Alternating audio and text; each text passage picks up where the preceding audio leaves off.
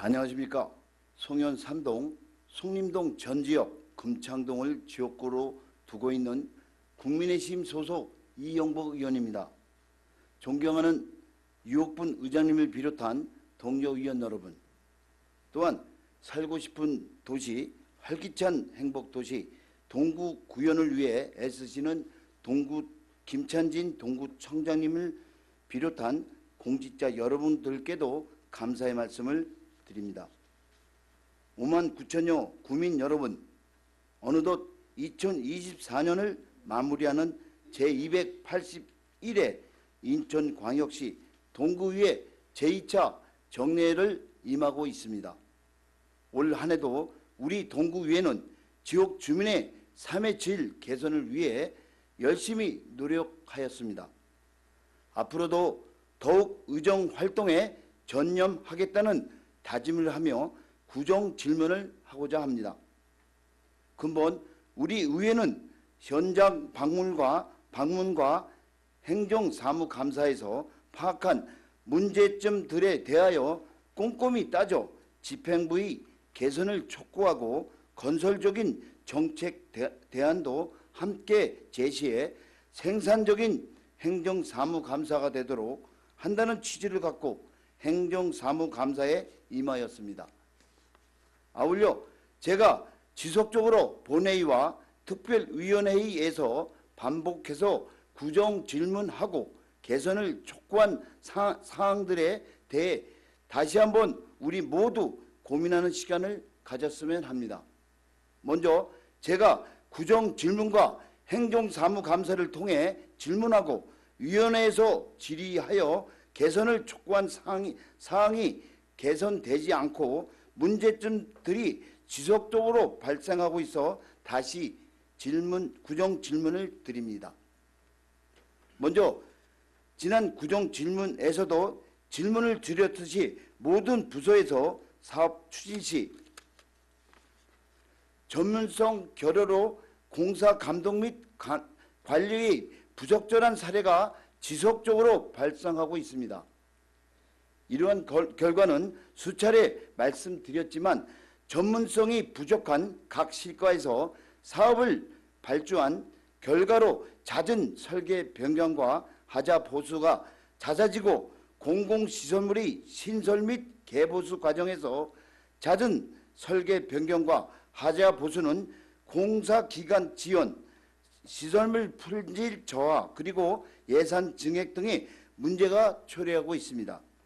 특히 송림골 끔드림 센터의 완공하기까지의 연역을 보면 2021년 11월에 착공하여 2023년 8월에 준공하였고 또 장애인 BF 인증이 안 돼서 2024년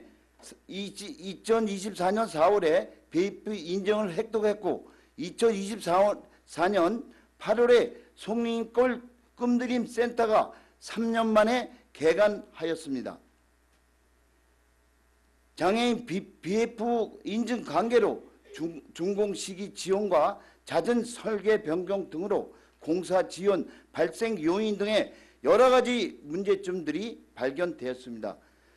전문성을 갖춘 부서에서 실시 설계 용역부터 정확한 가업 지시와 감독 그리고 관리가 제대로 이루어졌다면 좋은 결과가 이루어졌을 것이고 빠른 기간 내 주민들에게 좋은 공간을 제공하였을 것입니다. 앞으로 이를 방지하기 위한 계획이 있는지 있다면 구체적인 반응은 무엇인지 모든 국민에게 알려주시기 바랍니다. 따라서 향후 실시 설계 용역 발주 시 계획 단계부터 설문조사를 실시하고 주민의 의견 수렴과 전문성을 갖춘 부서가 사업 초기부터 실시 설계 용역에 대한 정확한 과업 지시와 감독 그리고 관리가 제대로 이루어질 수 있도록 노력하여야 합니다. 문제의 재발을 막기 위해서 설계 단계부터 철저한 검토와 가업 지시가 이루어지도록 체계적인 관리 방안을 마련하실 의향은 있으신지요? 또한 사업 추진 과정에서 발생하는 잦은 설계 변경과 하자 보수 문제를 줄이기 위해 표준화된 프로세스를 구축할 필요성이 제기되고 있습니다. 이를 위해 설계, 발주, 감독, 하자 보수 등 모든 과정에 걸쳐 체계적인 표준 매뉴얼을 마련할 계획이 있으신지 궁금합니다.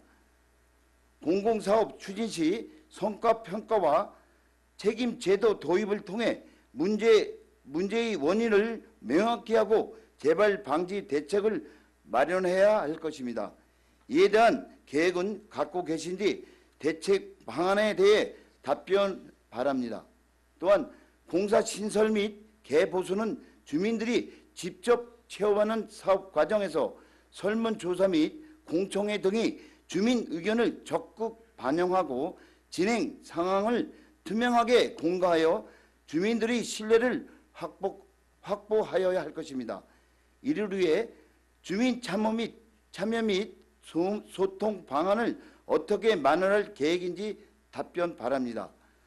각종 공공시설 신설 및 개보수 사업에서 전문성 부족으로 인한 부실 시공, 예산 낭비 방지를 위해 전문 인력을 확충하거나 외부 전문가를 적극 활용할 필요가 있다고 사료됩니다. 또한 전담 지원팀을 필요할 것인지 평가를 추진해야 한다고 보는데 이에 대해 구청장님의 좋은 의견을 답변 바랍니다.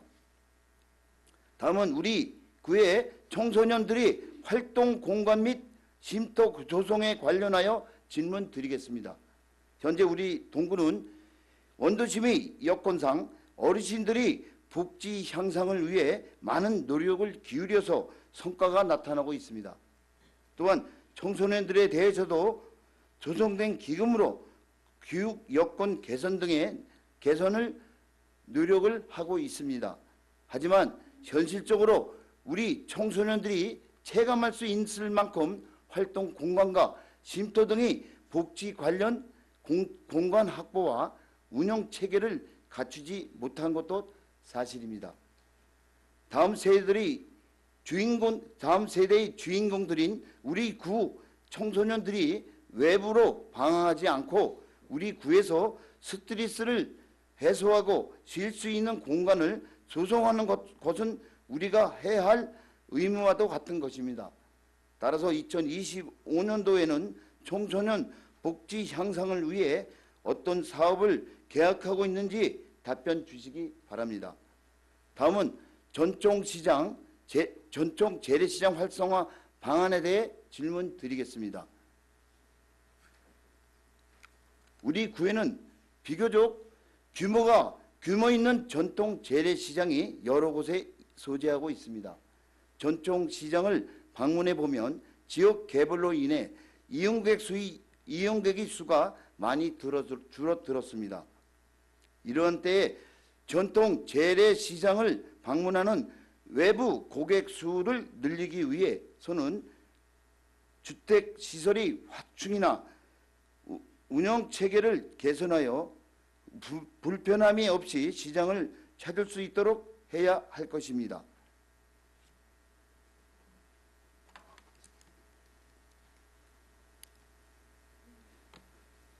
전통 재래시장의 주차장은 대형마트에 비해 주차장 면적이 협소하고 주차료를 지불해야 하는 불편함이 있어 전통 재래시장을 멀리하는 원인이 되고 있습니다.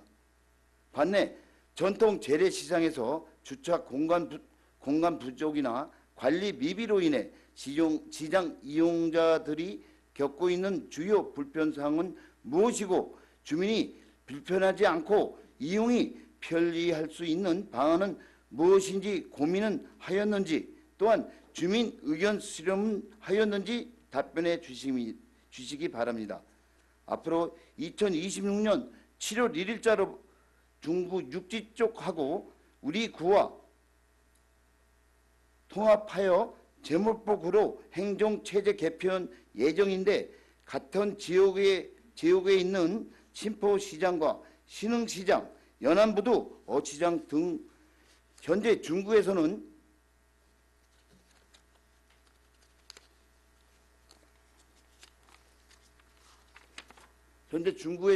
시장 활성화를 위해 부단히 노력하고 있습니다. 한 예로 전통 시장 활성화를 위해 구청장이 시장 주변에 지정한 공용 주차장을 이용할 경우 2시간 동안은 면제를 받을 수 있는 구조례로 만들어 시장 활성화에 노력을 하고 있으며 전통 재래시장 활성화를 위해 주차장 관리 및 주차료 면제 등의 각종 서비스 제공 등을 고민하고 해야 할 것입니다. 또한 신포시장 주변 답동성당 정력화 사업을 하였는데 200여억 원을 매입하여 공용주차장 211면을 만들어 2시간 면제를 받을 수 있도록 하였으며 면전 전에는 규모가 작은 신흥시장 활성화를 위해 시장과 주변에 공용주차장 설치 및 전선 지중화 사업을 하는 모습에 무척 부러웠습니다. 우리도 이제는 국민을 위해 무엇을 해야 할 것인지 고민하여야 할 것입니다.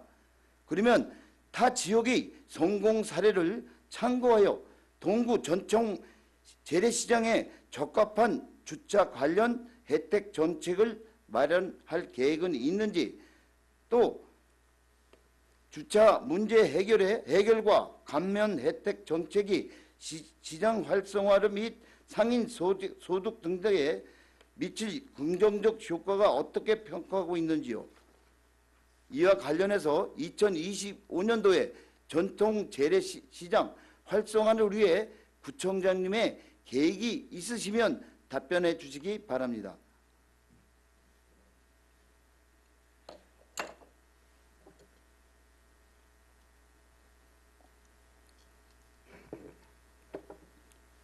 다음은 각 실가에서 신속하고 원활한 업무 처리를 위해 적절한 인원 배치 필요성과 잦은 전보로 인하여 업무의 연속성과 전문성이 떨어지리라 예상되는데, 이에 대한 질문을 드리겠습니다. 우리 군은 기존 3국 3실 1단 19개가 체제에서 5국 1실 22가로 조직 개편하였습니다. 이러한 조직 확대에도 불구하고 직원 인력은 충원되지 않았습니다. 우리 구와 유사하게 행정체제 개편을 앞둔 중구는 공무원 인력을 22명을 늘리고 서구는 30명을 증원하는 데 비해 우리 동구의 인력 충원 계획 부재는 조직 운영에 부정적인 영향을 가질 수 있습니다. 그리고 조직 내 올바른 정원 배분은 인력 운영의 핵심 요소이며 효율적인 업무 수행과 목표 달성을 위해 필요한 정원 배분이라 생각됩니다.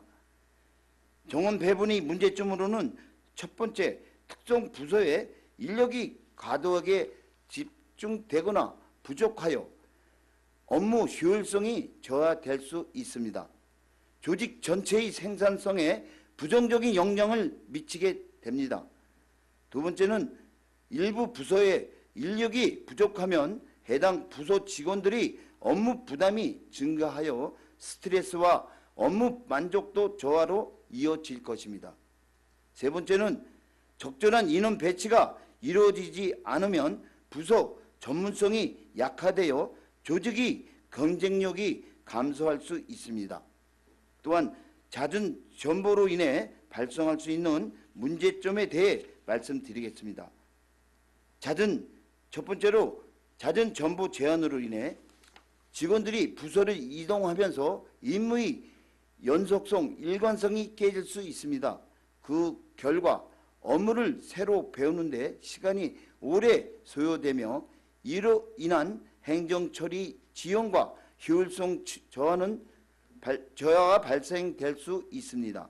두 번째는 특정 업무에 필요한 전문성을 축적할 시간이 부족해 직원들이 담당 분야에서 숙련도를 높이기 어렵습니다. 그 결과 전문성을 요하는 특정 업무에서 실수나 오류 발생 가능성이 높아지고 행정 서비스의 질이 떨어집니다. 세 번째, 조직의 안정성이 훼손될 수 있습니다. 잦은 정보로 인해 직원 간